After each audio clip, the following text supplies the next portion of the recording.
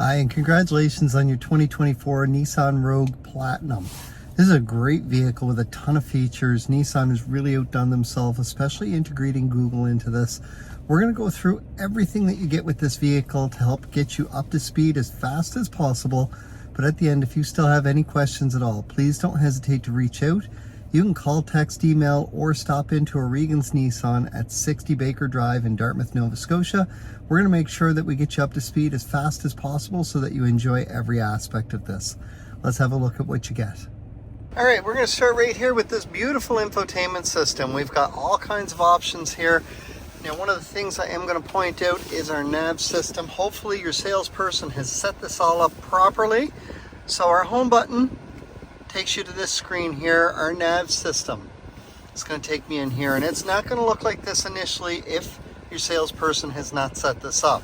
So one of the things that needs to be done if it doesn't look like this is in the settings, you need offline maps downloaded, and in order to do that, you do need an internet connection of some sort. Once the map has been downloaded, it will look just like what we see right now, making it really easy to access most of your stuff. To do any kind of a search, I'm going to hit search all destinations, and we see right here I can start punching in what I want and then hit my address. It's pretty easy to operate. It's loading the route there, and then I'm going to hit the blue button, which gives me my directions. Now, one thing I do want you to note, if you do have an internet connection on this, it will give you live traffic updates because it is Google Maps. So my blue line here, if there is a slowdown in traffic anywhere at all, there will be an orange section for that area where it's slow. If there is a red section on there, that means that there is a complete stop in traffic. It will likely find you an alternate route around that should that occur, if there is an alternate route available. To get back out of here, we should be able to just hit the X right there, and it just pops right back out, making life really easy. I do have points of interest up here. So if I hit the little fork and knife, this is going to load some options in here, and it's all going to start by what's closest to me. These are offline results. So you can see here, it's going to work its way out, and the more I scroll down, the further down it's getting. So we're going to go back up to that, and we're just going to close that out. So a couple of your most common ones, I've got gas stations, restaurants, grocery stores, and coffee shops. Music is my next one down. All I do is tap the music note. It'll take me into my music. I can set different favorites, which I can access from there, and my source will allow me to access everything. So I've got AM, FM, satellite radio, Bluetooth, USB. I do have Alexa built in. Apple CarPlay is connected here because I've had my phone connected to this vehicle already. Android Auto is also an option once you've connected that. So we're going to come back out of there. And again, like I said, you can access favorites as you go through and pick and choose different stations so that it only lists what you have for favorites. Now, right now, nothing is there, so it's just showing everything. Same as it did over here. Under my phone, if I tap on that, because there's nothing added, it's going to try and add something right away. If I am back on my main screen and I want to connect my phone, I'm going to hit this little cog down here. Then I'm going to go into connections. And from there, I'm going to hit add device. And now it looks exactly like what it just did. On your phone, you want to go into your Bluetooth settings. You want to go into and tap on my Rogue. Up here on the screen, it'll pop up with a number. The same number should pop up on your phone. Press pair and then press allow. And if you've got an Android phone, you may need to press allow a second time. So we're going to back out of here again. Your vehicle does have Wi-Fi. Now, I mentioned you do need an internet source to be able to upload the maps if need be. Get close to somewhere that's got Wi-Fi, preferably one that is not locked, or your own home Wi-Fi that you can connect to. Go in and connect to the Wi-Fi, and then you can download those maps. Your vehicle is equipped with a hotspot as well, so you may want to use this initially. All you do is turn that on. You're going to get 3 gigabytes or 3 months of data, whichever hits first. I'm not going to start it on this. This is a brand new vehicle. I don't want to start that subscription just yet. Once you're done there, you can back out. If you want to change your sound settings, just go into General, sound and beeps, and then sound. You can see I've already played with this a little bit. Pretty easy to set that all up there. My clock can be manually set in here. Right now I've got it set just based on the time zone, so it even takes into account daylight savings time. Vehicle settings, it's just going to get me into the camera settings so that I can adjust color, brightness, tint, all of that good stuff. I can customize the menus. Users is going to be a big one. You do want to create a user. This is where you're going to go in, hook it up to your Google account, so a Gmail account, and that's where a lot of information is going to tie back in. It's going to allow you to do a lot more. I will have a separate video strictly on just using all of that stuff as well, just so that you can see how all of that works, and I'll link that in the video at the end. Apps and notifications just gives you some different information there. Feel free to play with all of these. It's pretty neat the way it's all set up. Google Assistant is in here, so you can go through and you can make some modifications on that. Now, our next button down here only works when the vehicle has an internet connection. Once you do have an internet connection, it is full-blown Google Assistant. Tons of options all by voice, and you can get the exact same thing by just tapping on that button right there. My last button down is going to take me into the apps that are already set up, plus I have the option through the Google Play Store, as long as I have an internet connection, to be able to add additional apps. So I can see Apple CarPlay, Android Auto, my system information is there, GPS position. Then I've got all my Google stuff. Google Connect Services is an app that you can put onto your phone. Gives you a ton of different options that we go over with you during the delivery. And I will have another video up on that one before too long, giving a bit of a tutorial on that. So again, more things that you can do here just to make your life a little bit easier. Our notifications, so it's telling me I can switch my user if I want. I have not finished setting up a profile on this vehicle because it is brand new. Google Assistant was downloading, and it wants me to sign into a network. So right now I have no internet connection hooked up. That's why it's coming up with that. My sound settings can be very quickly and easily accessed through this button right here. As I can see, it gives me a nice big picture to be able to go through, set my bass, middle, and treble. I can set up where I want my audio source, the brightness of my screen. I can turn on that vehicle hotspot. I can turn the display off or just set it permanently to day instead of being on auto. So I'm going to come back out of here again. As I mentioned, we've got all of our settings right there. We're going to go right back to the home screen where I've got my map. I do have my audio info there and any of my phone info once it has been connected. Next, we're going to move down to our climate control where we've got tri-zone climate control. So this is pretty neat. In the front, you can have a temperature for both passengers in the front, but I can see right here, I can have my back set as well so that anybody in the rear can have their own climate control options. What's really nice about that is if they don't like the way it's set in the front, it's easily accessible there, but I can set it from the front as well. My heated seats are on the outside of my dials. There's high, medium, and low. And then I've also got my heated steering wheel right here with my temperatures. What I like to tell anybody is find a temperature you're comfortable with, set the auto button. This is going to automatically adjust your fan speed and where your airflow is going to go here. You can manually adjust them with these buttons right here, but the moment I touch any of them, auto turns off. So I can set where my airflow is going to go manually. I can hit the front button so it all goes up front, or I can turn it back to auto and we see it automatically adjusts all of this. It's going to get me up or down to that temperature as quickly as possible. From there, it's going to do what it has to just to maintain that temperature. My rear defrost is also my heated side mirrors. So if you come out and there's some dew on your side mirrors or some frost, that will get rid of that pretty quick.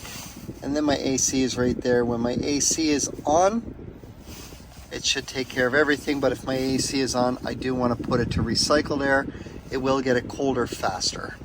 We're going to go back to our fresh air and turn the AC back off. Down below is 2 Type-C USB ports. So with these are the brand new USB ports. Anybody who's had Android is used to this. They've had it for quite some time. Apple users, it's only if you've got a more up-to-date phone that you're used to this, and it will be fully Android at that point. And then you do have a 12-volt power port there. Also, you do have a wireless charge pad. When you put your phone there, this will turn on yellow once it's connected.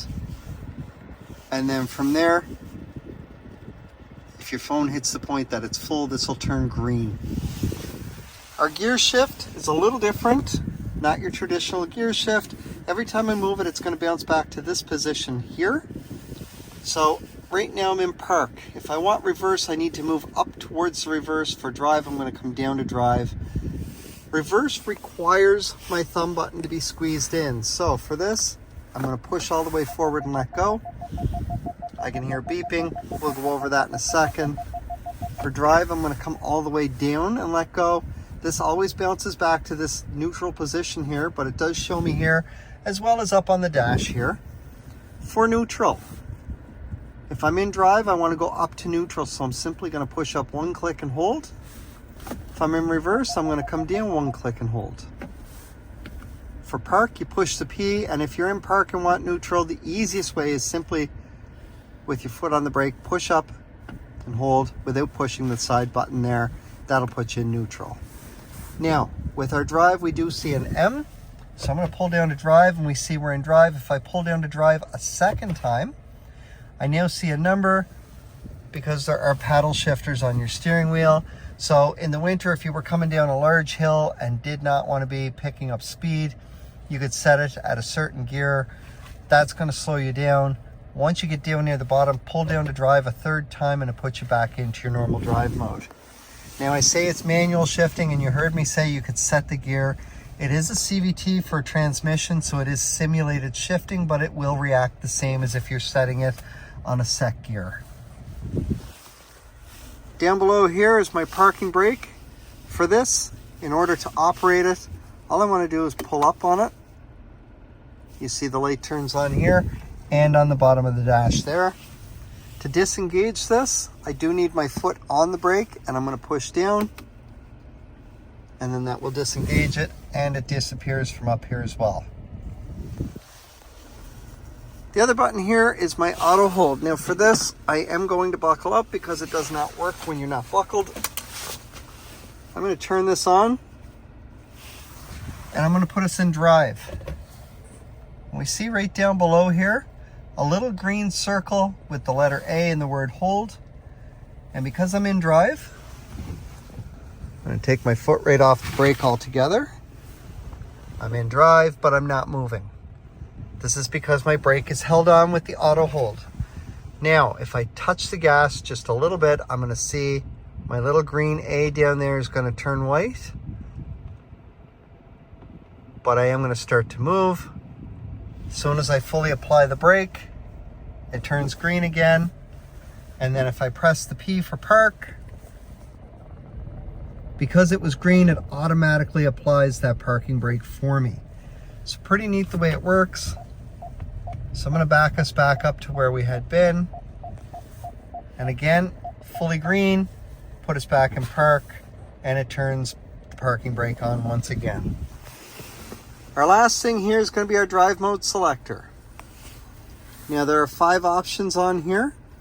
Our top one is where it's going to turn on every single time you turn on your Rogue. So it doesn't matter which one you left it in. As soon as you turn your Rogue off and back on, it's back here. Now because it's an all-wheel drive vehicle, pulling away from a dead stop, it's in all-wheel drive. Once you get going, it's going to drop down to front-wheel drive. You're going to be in front wheel about 90 to 95% of the time. From there, if you hit a traction issue, so hydroplaning, slippery roads, loose gravel, doesn't matter what it is, if there's any slippage at all on those front wheels, it will automatically put you into all-wheel drive, and it will do so up to 140 kilometers per hour. It's pretty neat the way that that works. Your normal mode here, which is auto, up on my screen. You have eco mode over here. This is great for on the highway for long trips. It will get you slightly better gas mileage. And then our sport mode is down below here. If you're running out of your passing lane, you want to get ahead of that last person ahead of you, just pop it in sport mode. It will give you that extra little bit of power that you want. Just be aware, it is harder on gas. Your RPMs will rev a little higher. Don't forget to take it back out of sport mode. Now, every time I turn my dial up here, I can see it does show up right on the screen, so it makes it really easy. Snow mode is going to work the exact same way for your all-wheel drive, except at the end of that traction condition, rather than dropping you right back down to front-wheel drive, it's going to hold you in all-wheel drive a little bit longer. From there, it's anticipating another slippery spot. If it doesn't find it after 5 or 10 seconds, then it will drop you back down. Otherwise, it will hold you there as long as it needs to. Now, my last option down is called off-road mode. Not that we get a lot of people go off-roading in these. However, this weekend coming, I am going camping with a bunch of scouts, and we have a 4-kilometer drive up an old dirt road. It is currently spring, so that road is pretty soft. I'm going to put it in off-road mode so that I am exclusively in all-wheel drive for that whole drive. We don't recommend it for driving on pavement. It's like a truck. It'll ruin your rear differential if you do. So don't use this one on pavement. But in a situation where you're on an old dirt road in the spring where it's really soft, or after a heavy rainfall, or even down by the beach where there's a lot of heavy sand, this is what you want to make sure that you're going to have all-wheel drive the whole way and no issues whatsoever. So put that back up to normal. We do have an auto-dimming rear view mirror, which is pretty neat. You get somebody behind you with their bright lights on, or a large truck, this is automatically going to dim. You don't need to do anything for it. And then, as you can see, we do have a panoramic moonroof here. The controls for it are right here. This button here is going to be my shade, and I can see there it starts to close, and I can stop it anywhere along the way. And then this button right here is going to be for the window, and if I push that, I can see it vents. If I push it forward, it closes it, and then push back on it, we'll open that up. And it's going to open right to this point here, and if I hit it a second time, it will go all the way back. And again, like the shade, if you hit that button anywhere along the way, it will stop it. Now with your shade, if I close that, it's going to stop right around here. And once it stops right there, we just hit it again to close it the rest of the way. But I'm going to open this back up because I want that extra light in here at the moment. Over here on my steering wheel, I've got some different options available here that we're going to go through. The first one is going to be my cruise control. This blue button here is going to turn on my cruise. Now right now I'm on the home screen. The moment that I tap that blue button right there, I can see my screen changes over to the safety screen and then into the adaptive cruise, which by default when you start out is at 3 car lengths plus safe distance. So just as an example, every time I hit this button here, it's going to change that distance. 2 car lengths plus safe distance, 1 car length plus safe distance. 1 car length plus safe distance at 100 kilometers an hour is approximately 2.5 car lengths between you and the vehicle ahead of you. The closer you get to that vehicle, the faster you go, the wider the gap will be. The slower you go, the smaller the gap will be, just because of time needed to stop. Start at 3. Most people are going to find 2 is their sweet spot. If you get comfortable enough, it might be 1. If you want to override this for just traditional cruise control. So we're going to turn our cruise off. And this blue button that I keep tapping, all I do is tap it to turn on the cruise. Instead, I'm going to press and hold. I can see the lines disappear here. My icon over here has changed as well.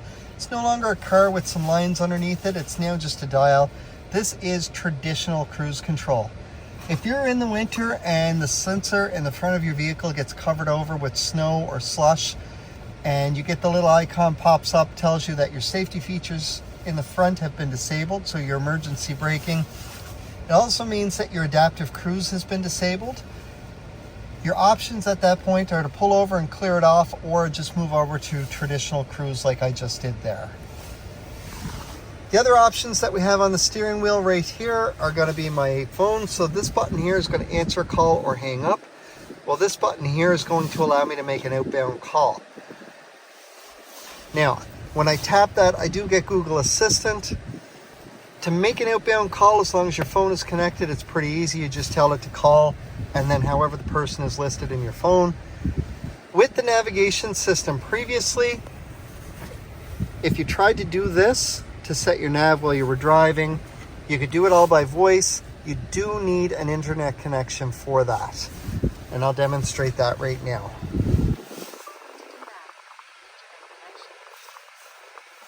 So you can see right there, it does want an internet connection in order for the voice to work. On the left side of my wheel, I have my volume for my radio. This makes it really easy to access everything and operate everything. These two buttons here are going to go through my presets. With the next button right here is going to allow me to change the view here. So as I tap this button, from there I'm going to press the OK dial. Right now, this is the newer view that we have. If I tap the button and press the OK dial, it would take me back to that traditional view that a lot of people are used to. Some people might be more comfortable with this. Tap the same button again and then push the dial again, and it changes back to that new view again. Now I can see on the side here, I've got a couple dots. That means that there are additional screens that I can use that dial to scroll down to. The next screen down shows me a blank screen, and I'm going to get rid of this in a few minutes because it can be quite confusing to a lot of people. Our next screen over shows me my fuel economy. Now it's running very high right now because in 2 hours and 33 minutes, we've only gone 24.6 kilometers. So average fuel economy is here. My average speed is right here. I really don't pay any attention to that. My trip odometer is right here. And the total time running since reset last is right here. Now, if I press the OK dial, it takes me to manual reset 2. I see the same info. If I press it again, I get to auto refuel. Now again, running very high because in 1 hour and 41 minutes, we've gone 9.8 kilometers. This screen resets itself every single time that you gas up. You don't need to do anything at all. It just automatically happens. Now on manual reset 1, if I press and hold that dial, I can reset all 4 of those items, or I can reset specific things. So my driving distance is my trip odometer. I'm going to say yes to confirm. And now I'm going to hit the back button and I see my trip odometer has reset. The rest is all the same. So now I'm just going to reset them all. And again, I'm going to confirm. All good. And I'm going to do the same thing on manual reset 2 to reset everything here. You want to make sure that this has been done for you so that everything starts fresh when you get your vehicle. Or if you're going on a trip, you want to track anything, or if you need to track your kilometers for work, this allows you to do all of that. Now again, I see that dot over on the side. If I just scroll down to the next screen, it shows me just my fuel economy. Next screen over has a bunch of different screens, and the very first one is your tire pressure. This screen will allow you to see the tire pressure for all 4 wheels once you start to drive, because it does have a tire pressure monitoring system in it. It will show you the exact pressure for each wheel individually. Now, no matter what screen you're on, if you get a low tire, it pops up and tells you low tire pressure. It's going to do this no matter what. It'll tell you which tire is low and what the exact pressure is. From there, all you got to do is pull in somewhere that's got an air pump. Leave your Rogue on, so either running or in the auxiliary position. Leave it on. Go to the tire it says needs air and start putting air in. And as long as your Rogue is on when you do this, as soon as it gets to the correct pressure, the horn will beep once to tell you to stop. Once that happens, stop putting air in. If you continue to put air in or go to the wrong tire for some reason, there is an upper limit. And if you hit that upper limit, it will beep your horn 3 times in a row. If this should happen, please start letting some air back out. And again, once it gets back down to the correct pressure, the horn will beep once to tell you to stop. Now we see we've got 4 dots over on my right-hand side next to my speedometer. We're going to scroll down to the second dot. This does have the auto start-stop functionality in it, so that when you come to a red light or a stop sign for a full stop, your motor may stop. It may tune down your climate control in the process. This screen will show you how much you have saved for the total time that it's been running. So 36 seconds in total has been saved on this with 6 mils of gas. My next screen down allows me to monitor when I'm in front wheel drive or all wheel drive based on what we talked about earlier with that drive mode selector. Okay, my last screen down Because it is a 1.5 liter 3-cylinder variable compression turbo, this allows you to monitor that turbo. So if your bar is down below here, it's going to have you in eco mode. You should be down in the green at that point. That's where you're going to get your best gas mileage. If you need that power, all you got to do is give it some gas. It's going to give you the power. You're going to light up into this range here, and your power bar is going to go up here. You're going to have the power from that turbo, and it's very responsive. Our next screen to the right is our navigation screen, and we can see right there, we've got a beautiful map set out right there. I've got 2 screens here. So my next screen down is simply a compass. But what's really neat with this map is if I go back through over on my navigation screen and I want to set a destination for anything at all. So I'm going to just hit the Petrocan station here. We're going to let this load here. So it's all set. It gives me my directions. Now those directions are on the screen, and we're going to see in a few minutes it's up on my heads-up display as well, which is really neat. So I don't need to be looking over at the screen to see this. It's all right here. My next screen to the right is just my radio info, and again from this screen all I got to do is press that OK dial. I can change the source of my audio to whatever I wish right here, so that with a push of a button I have total control of everything to do with my audio without having to reach over to the other screen. So it makes life really easy to go through and set whatever I want. So we're back to this screen here. This was the adaptive cruise screen, which we'll turn that back on so that that's got the bars there and we can see that. The other thing that we do notice there on the adaptive cruise screen is we've got some dots. So if I scroll down, this one's called speed limit. As I pass by a speed limit sign, it's going to post it right up here on the dash. It's also going to have it elsewhere on the screen here, and it's going to have it up on my heads-up display as I pass by a speed limit sign, so that I always know what the speed limit is anywhere that I'm going. If I scroll down, so it puts me back on the top dot. This is my safety features, and this vehicle is equipped with Nissan's entire safety suite. So in the front, you have automatic emergency braking with forward collision warning. That means that if the car in front of you hits the brakes really quick inside your vehicle, it's going to beep at you. It will flash warning on the screen. And if your foot does not get on the brake fast enough, it is going to start to apply the brakes for you to help avoid or minimize an oncoming collision. The moment your foot goes on the brake, that system turns off because you're in total control of the vehicle. You've also got pedestrian detection, which works the exact same way, except it's going to happen a little bit faster just because the person who walked out in front of you does not have any forward momentum, as opposed to the vehicle in front of you that slammed on the brakes that still does. You've got lane departure warning, which is going to be worked through a camera up in the windshield. This is the same camera looking for a person for your pedestrian detection. Lane departure warning is more of a highway feature. It works at 60 kilometers an hour or faster, and that camera is going to read the lines on either side of you. As long as it can read any of the lines, if it sees that you're starting to drift out of your lane, it is going to vibrate your steering wheel. It's kind of like hitting the rumble strip on the side of the road, except as the driver, you are the only one who feels it.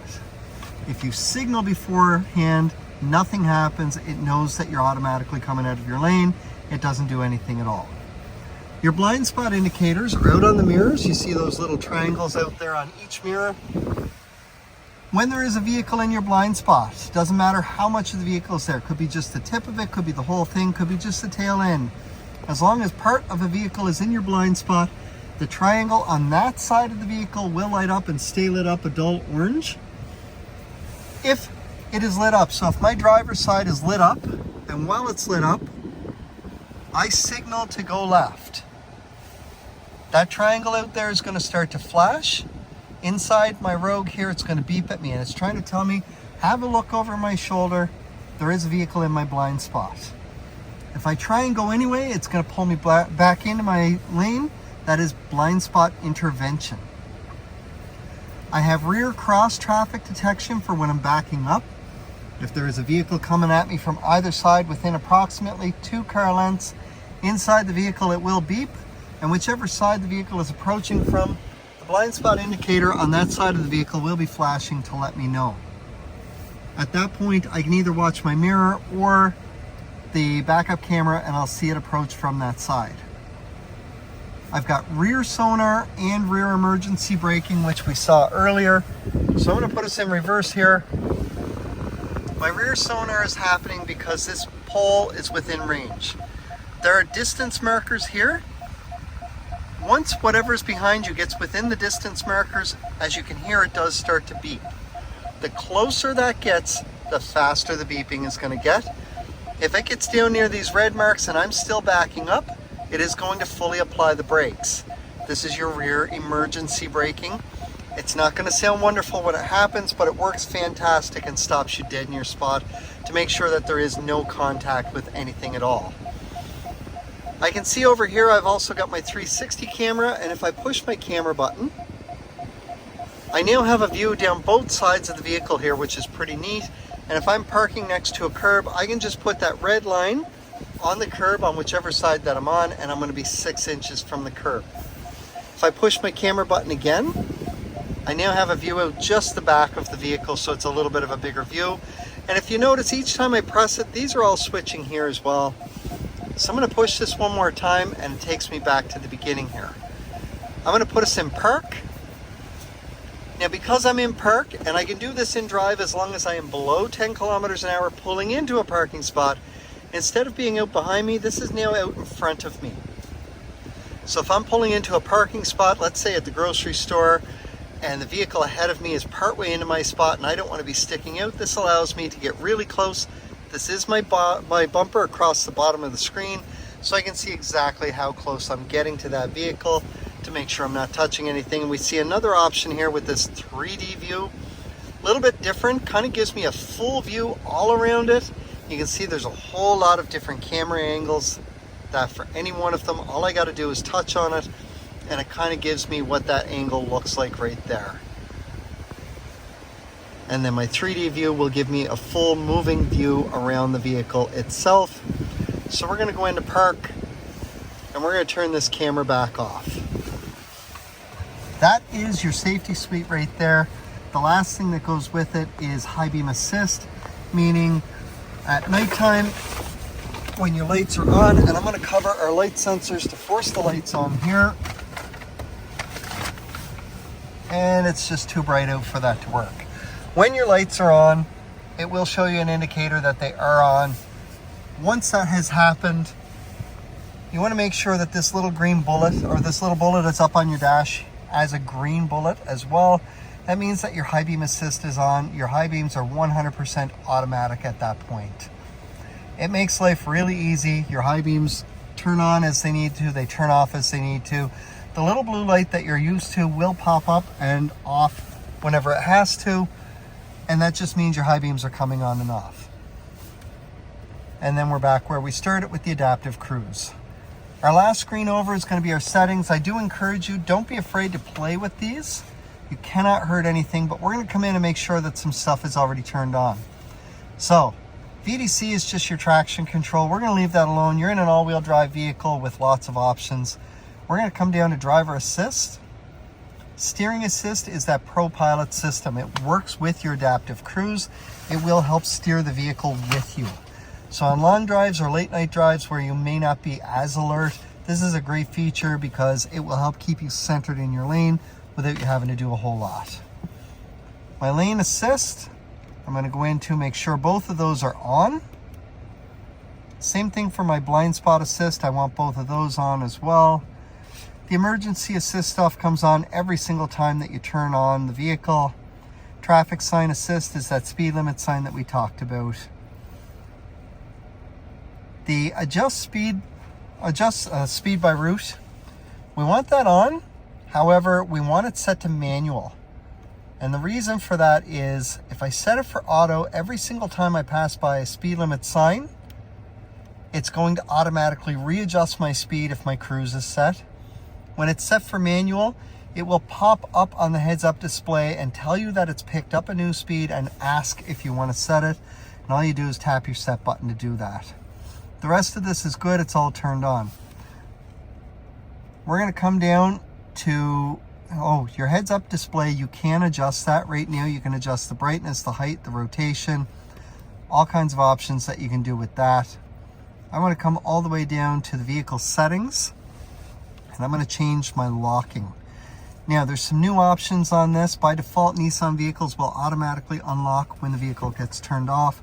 I'm going to set it so that when I shift to park, it automatically unlocks, and I'm going to hit the back button. But what's new on these is I can set walk away and approach.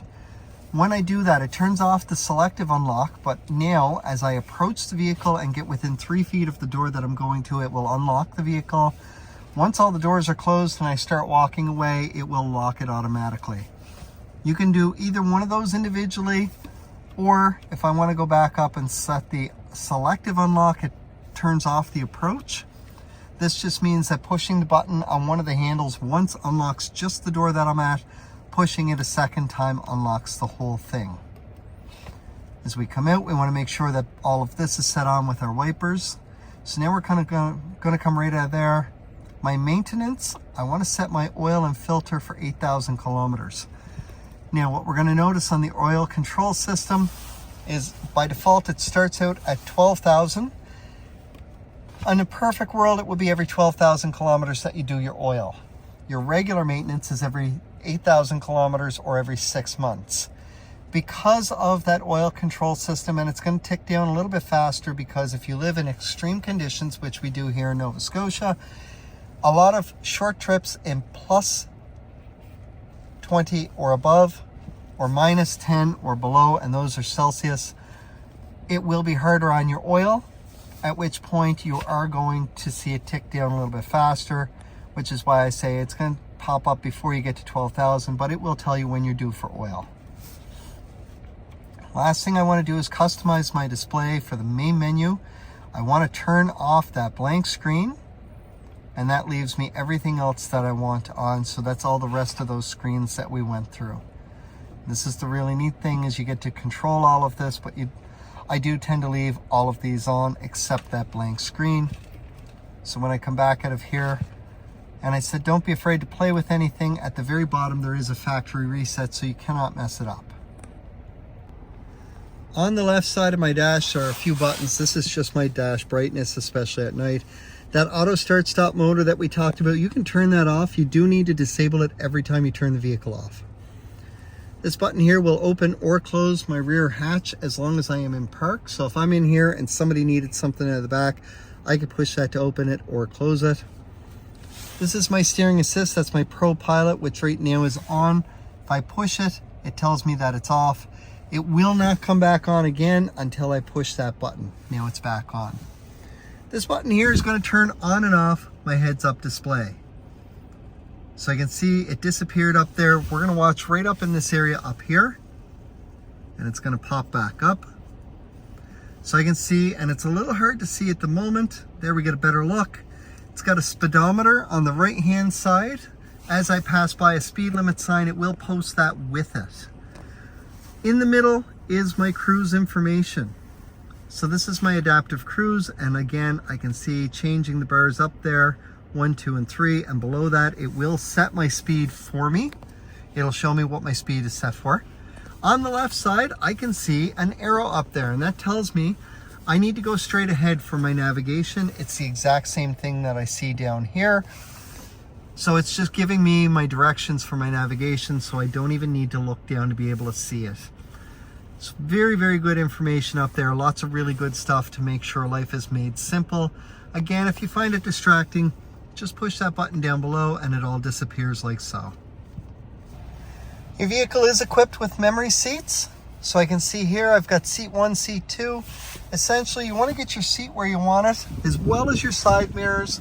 Once they're all in position, then you're going to hit set, and then whatever seat number that you want.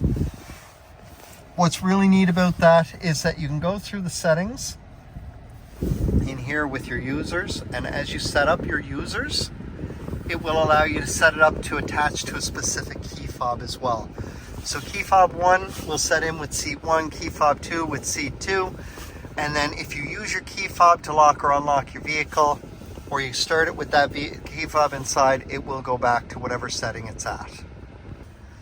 Here in the back seat, I mentioned much earlier, we had tri-zone climate control. So you can see right here, I've got control of my temperature here.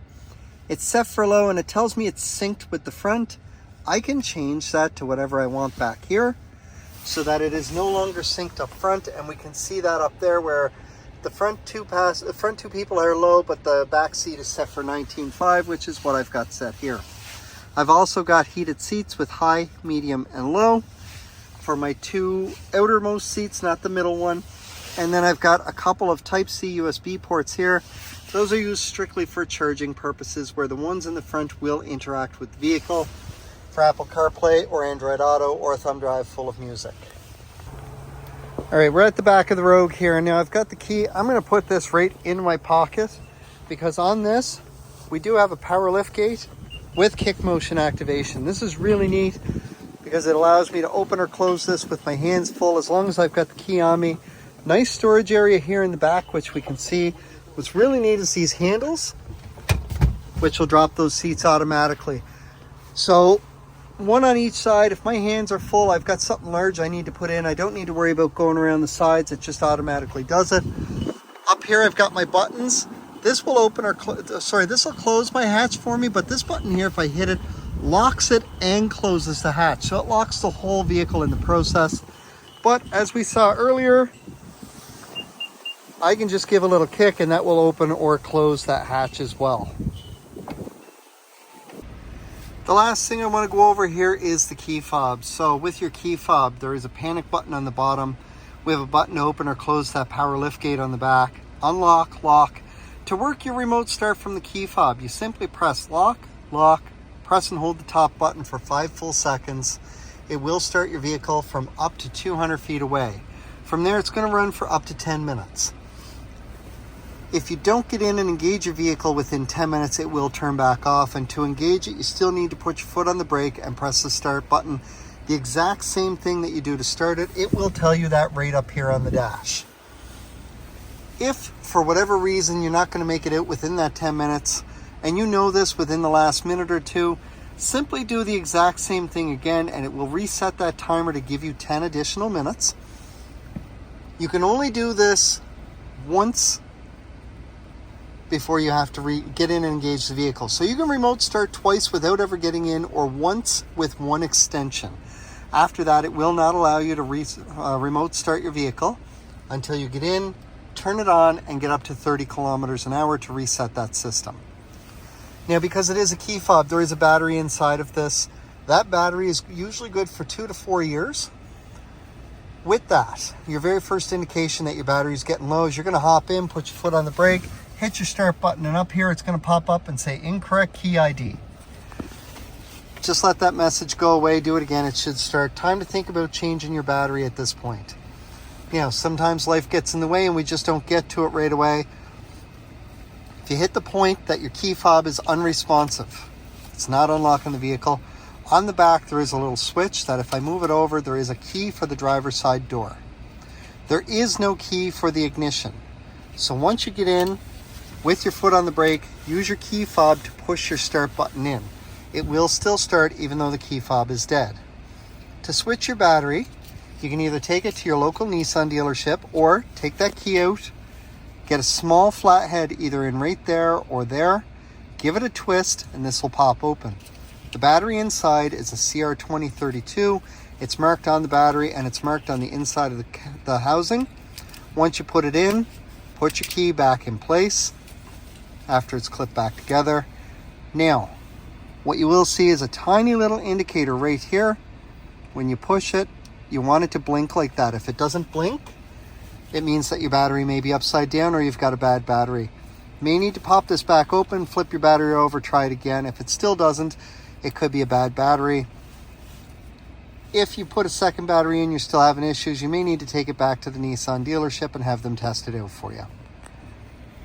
With the remote start, you have an intelligent climate control system. What that means is if it is 3 degrees or lower outside Celsius, inside the vehicle, you remote start it. No matter what your climate control is set for, it's automatically going to ignore that. It's going to focus all your air up on the windshield and the front side windows. It's going to turn on your rear defrost, which activates your heated side mirrors. It's going to start warming up your steering wheel and your seats for you. Once you get back in and you engage the vehicle, your climate control will go back to whatever it was set for, but your rear defrost and your heated side mirrors will stay on. And then all you got to do is just tap on the button for your heated steering wheel. And if your heated seats were left on, they will start up as well. Congratulations again on your 2024 Nissan Rogue Platinum. We've covered a ton of stuff, but I hope this helps get you up to speed. If you do still have any questions, please don't hesitate to reach out. You can call, text, email, or stop in to O'Regan's Nissan at 60 Baker Drive here in Dartmouth, Nova Scotia. We're going to do what we can to help get you up to speed as quickly as possible. I hope you enjoy your new vehicle, and I'd love to see you anytime that you're in for your regular maintenance or when it's time for the next one.